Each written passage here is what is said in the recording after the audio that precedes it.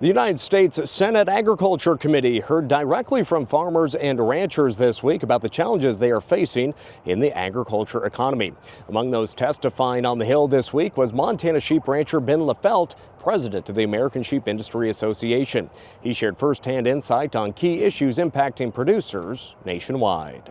Well, we really were happy to have the opportunity to come out and just give a perspective of what our producers are going through in the West. We're dealing with a lot of imports, some stagnant prices. Wool, we're still trying to get over a pandemic and trade issues with China.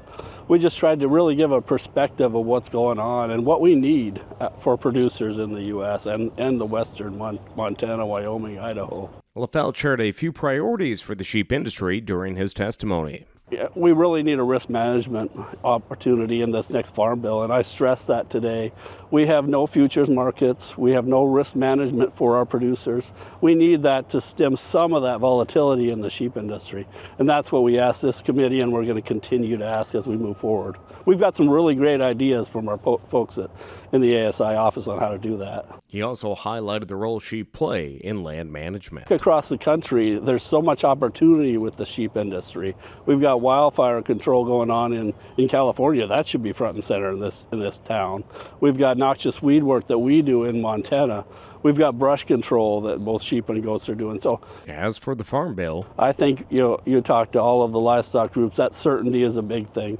But when we look at the sheep industry, we look at those orphan programs that we're looking at putting on a baseline. So putting in statute in that's really important for our producers going forward, so we can fight for them in terms of policy. So we're going to continue to build that, hopefully in this CR or the next CR or in the farm bill this year. I hope we'll have what we need. We have a really great group in the House Ag Committee, the Senate Ag Committee now.